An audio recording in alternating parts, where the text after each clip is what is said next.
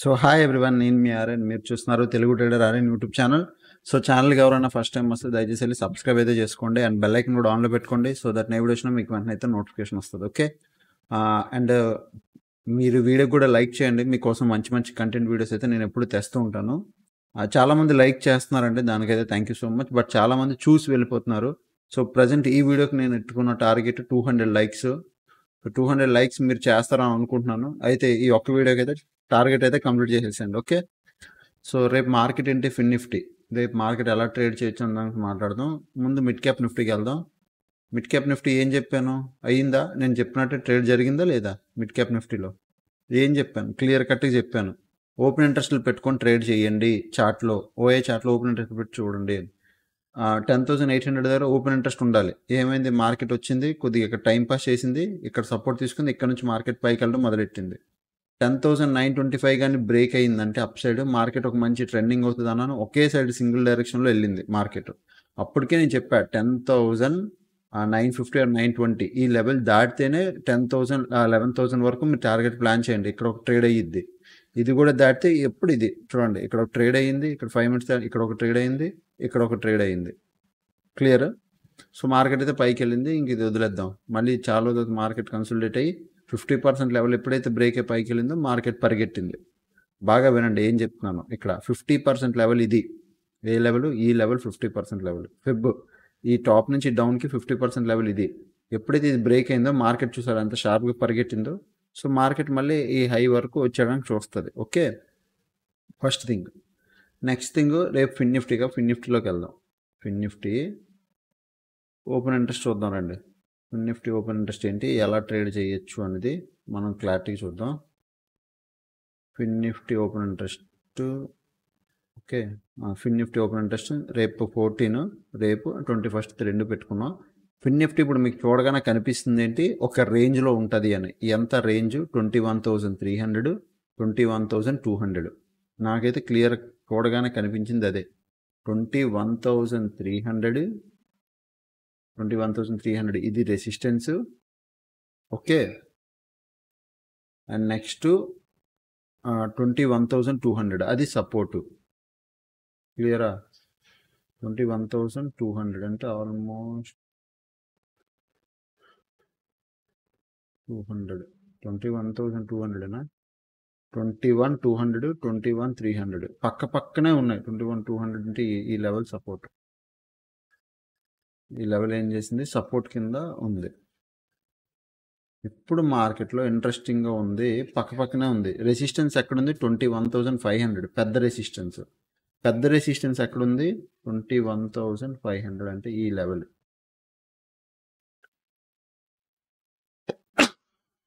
Sorry,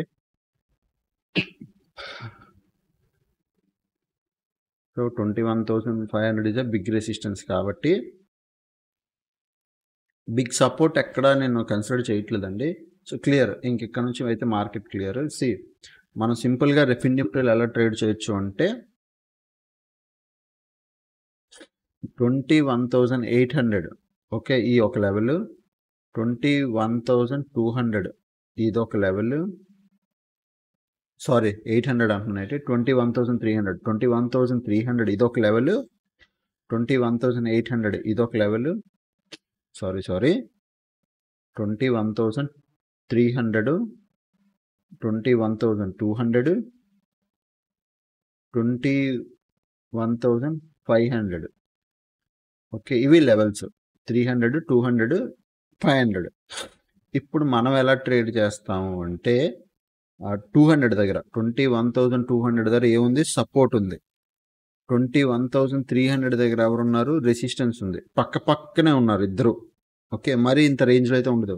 రేపు market open అవడం gap up open అయితే 21,300 దగ్గర సపోర్ట్ తీసుకొని మార్కెట్ పైకి వెళ్ళడానికి చూస్తుంది. యాజ్ ఇట్ ఈజ్ ర్యాలీ ఏదైతే ఉందో ఆ ర్యాలీ కంటిన్యూ చేస్తుంది. అప్పుడు 21,300 దగ్గర నుంచి మీరు 21,300 దగ్గర నుంచి 21,500 వరకు ప్లాన్ చేయొచ్చు. ఎందుకంటే పెద్ద రెసిస్టెన్స్ ఇక్కడ ఉంది. సపోర్ట్ ఎక్కడుంది? 21,200 దగ్గర ఉంది support. Okay, so point simple. Flat open అయినా ఇంచుమించు చిన్న గ్యాప్ అప్ ఓపెన్ అయినా ఈ 21,300 దగ్గర ఎవరున్నారో చూడండి, ఇది కీ లెవెల్. ఇక్కడ నుంచి మార్కెట్ పైకి వెళ్ళడానికి చూస్తుంది. సో దీన్ని అబ్జర్వ్ చేయండి. ఒకవేళ ఇంకొద్ది గ్యాప్ డౌన్ ఓపెన్ అయింది అనుకో 21,200 దగ్గర ఇక్కడ ఎక్కడైనా ఓపెన్ అయ్యి ఇక్కడ నుంచి మార్కెట్ కానీ పైకి వెళ్తే అది కూడా ఒక మంచి scenario.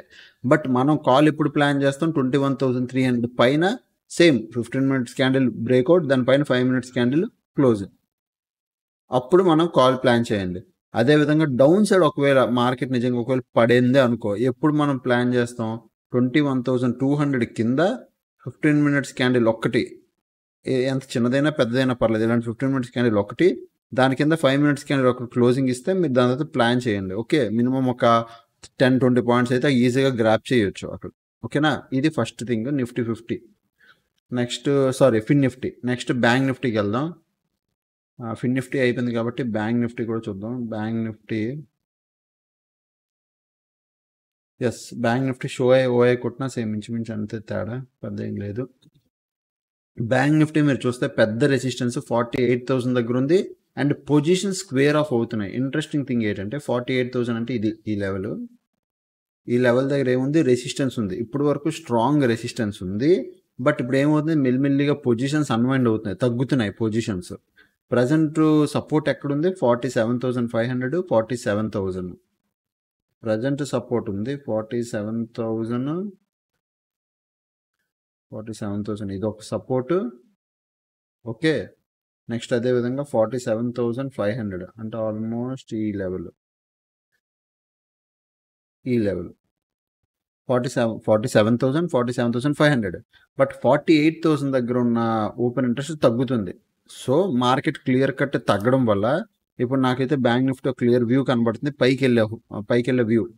So simple point, market రేపు ఓపెన్ అవడం 48,000 పైన కానీ ఓపెన్ అయితే ఇది కీ లెవెల్ అయిపోద్ది.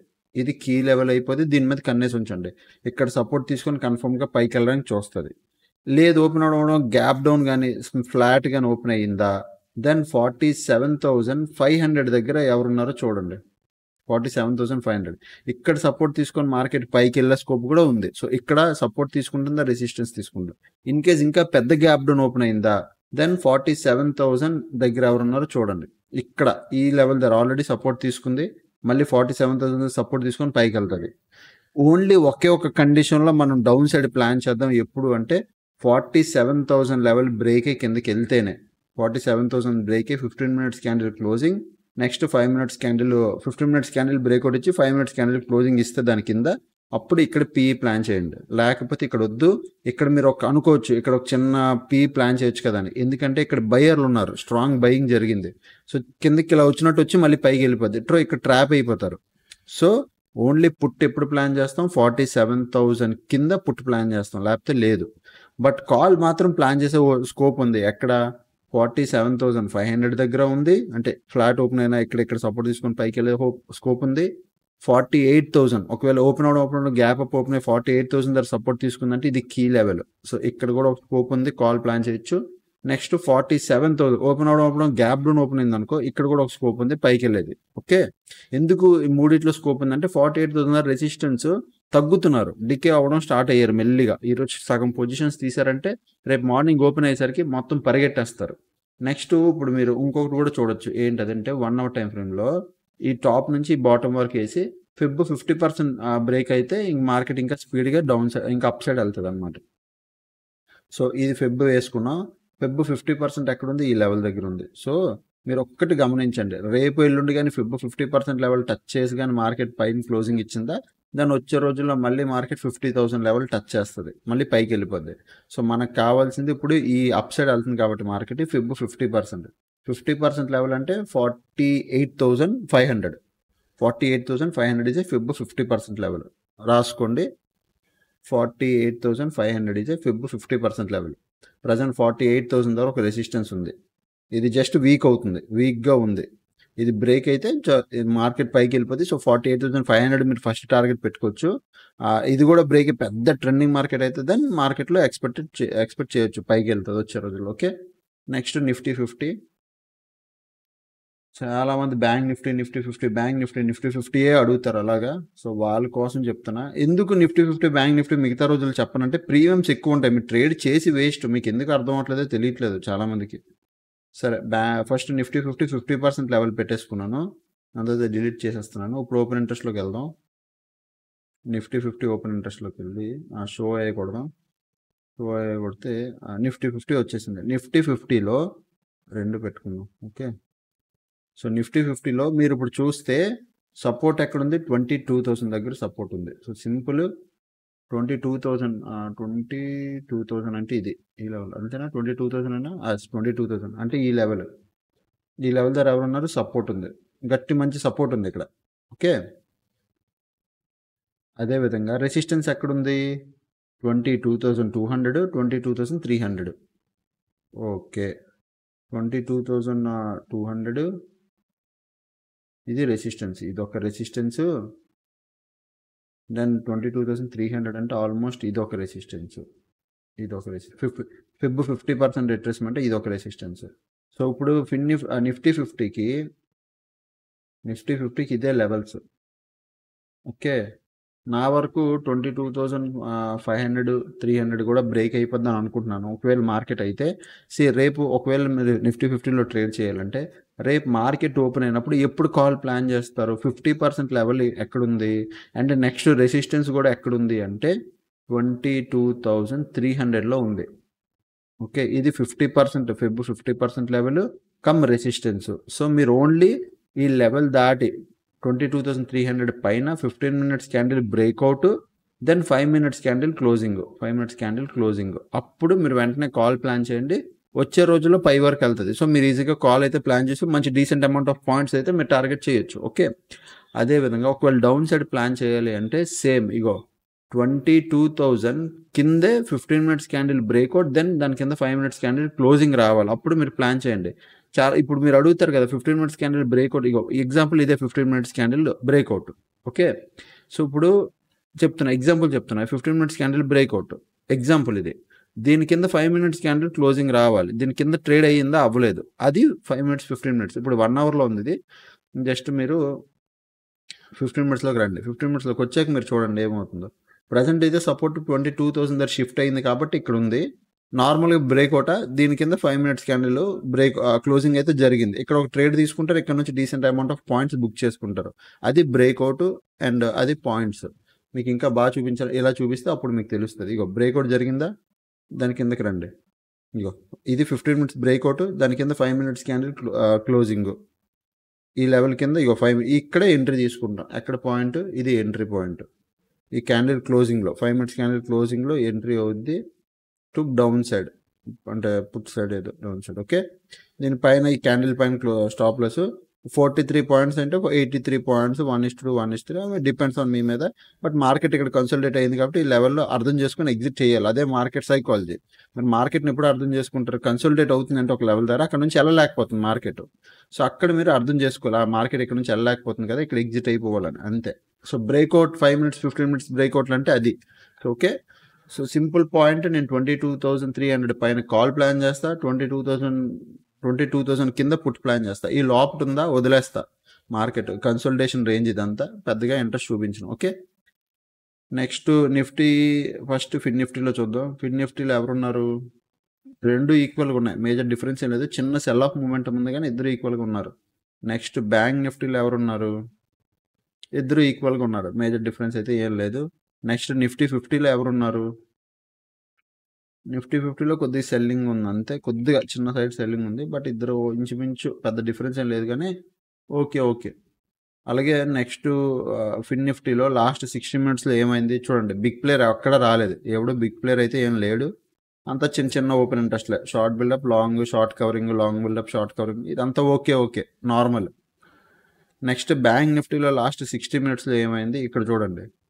ఏమైంది అబ్జర్వ్ చేస్తే షార్ట్ బిల్డప్ కొద్దిగా నార్మలే, మళ్ళీ లాంగ్ బిల్డప్ నార్మలే. బ్యాంక్ నిఫ్టీకి ఇది చాలా చిన్నది, పెద్ద విషయం కాదు ఇది. షార్ట్ కవరింగ్ ఓకే, మళ్ళీ షార్ట్ కవరింగ్ అంటే సెల్ పొజిషన్స్ ఎగ్జిట్ అయ్యారు కాబట్టి మార్కెట్ బాగా టర్న్ అయింది. ఈవెన్ మిడ్ క్యాప్ నిఫ్టీ అంత పైకి వెళ్ళడానికి కారణం షార్ట్ కవరింగ్. చూపిస్తాను అది కూడా. ఓకే.